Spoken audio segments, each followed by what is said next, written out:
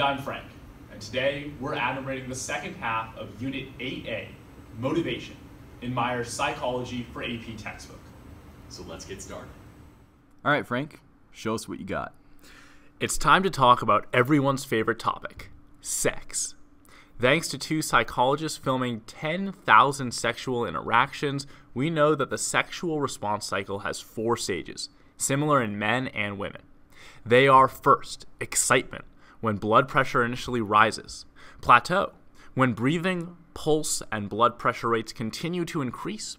Orgasm, where the aforementioned rate peak and the body experiences muscular contractions. And finally, resolution, the moments after orgasm when you relax.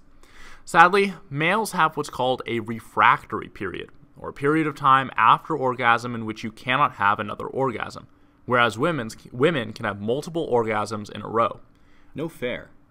Unfortunately for some, sexual disorders do exist, characterized by their ability to consistently impair sexual arousal or functioning, and Abe is a living example of these disorders. But Abe, what chemicals drive our sexual motivations? Well, there are 2 of them. The first is estrogen, which is the female sex hormone, and the second is testosterone, which is the male version. There are also 2 effects of these 2 sex hormones. First, they guide the development of female and male sex characteristics. Basically, testosterone and estrogen get us to develop our special parts. And second, they activate sexual behavior. They make us horny. For humans, hormones don't influence sexual behavior as much as they do in animals, but women are different from other mammals in that they are much more responsive to changes in testosterone levels. If a woman's testosterone drops, she won't be nearly as horny. It is normal for male testosterone levels to fluctuate on a daily basis, but these small changes in testosterone have a negligible effect on sex drive. If a male engages in a conversation with a female, his testosterone levels will probably rise. So fluctuations in hormone levels are partly a response to sexual stimulation. Now, there's a good analogy for these sex hormones. Human sex hormones are like the fuel in a car. Or, as Frank is imitating, the fuel in a train. With absolutely no fuel, the train won't run. Aww. But if there is at least a little fuel, adding more fuel won't change how the train runs.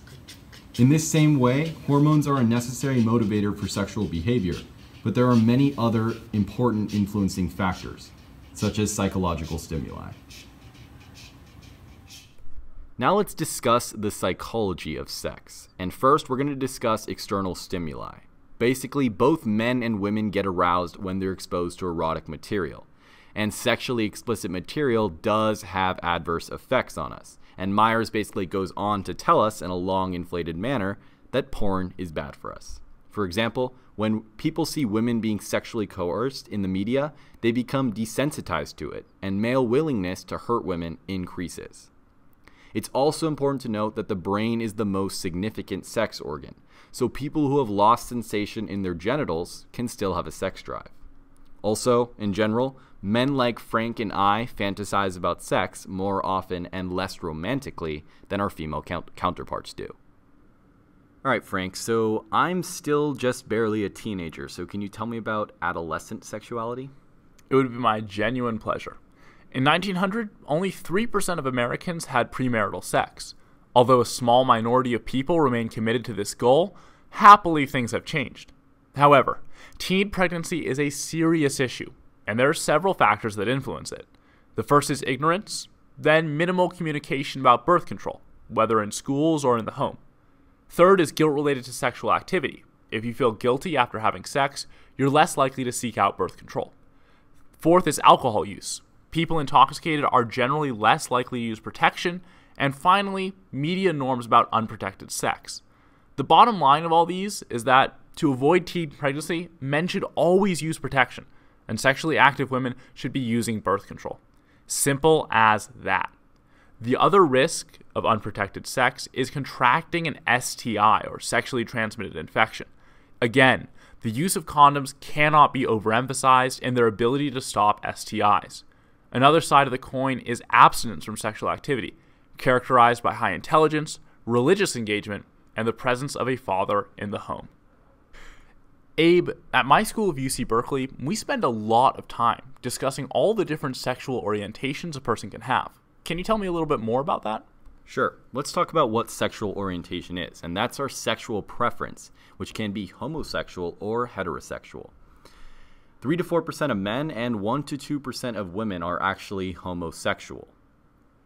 Gays and lesbians, however, often don't realize their homosexual orientation until after they reach puberty.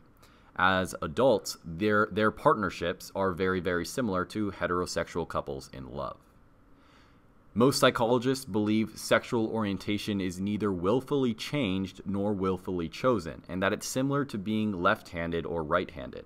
Most people are one way, but there are a few who are the other way. Now, women's sexual orientation is more fluid than men's.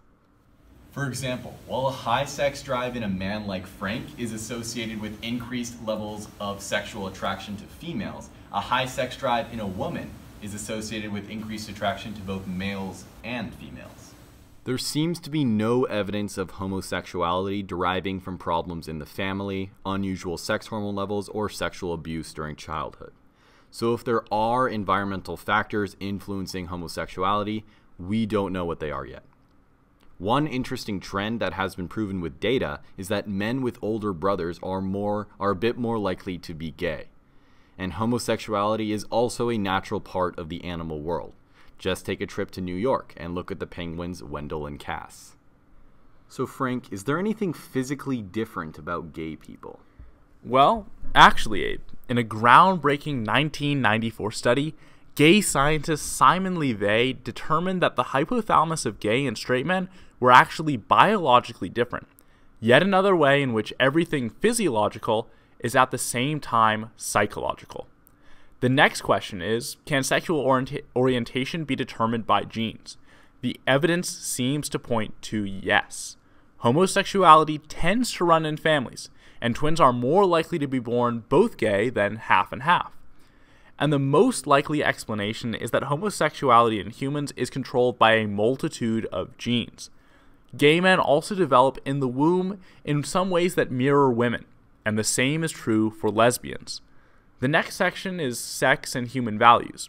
I think Myers just put this in to make sure he wouldn't get sued or something, as you'll never find this section on a test. The bottom line is just that sex should be regarded as an intimate social act and not just something to do for fun. Abe, if it's all right with you, I'm going to ask you a question that I ponder late at night. Why on earth are you and I friends? Well, Frank, it's quite simple, actually. Humans and many other mammals have an inbred proclivity to stick together, which aids in the survival of the group. Social bonds enhance our survival rates. In ancient times, it was advantageous to hunt in groups, and today, married people are at a lesser risk for psychological disorders than bachelors, such as Frank and I. Social bonds also make us happy. Human self-esteem hits its highest peaks when we feel included, loved, and accepted by the people in our lives who are important to us. Exactly, Abe. The need to have relationships is incredibly strong. It keeps women in abusive relationships and motivates many of our social decisions. Likewise, as much as we crave relationships, we fear the opposite, being ostracized or being excluded from social groups. Lost souls,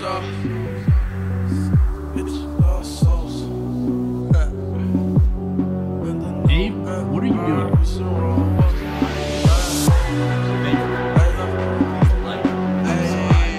And comment down below if you have any questions.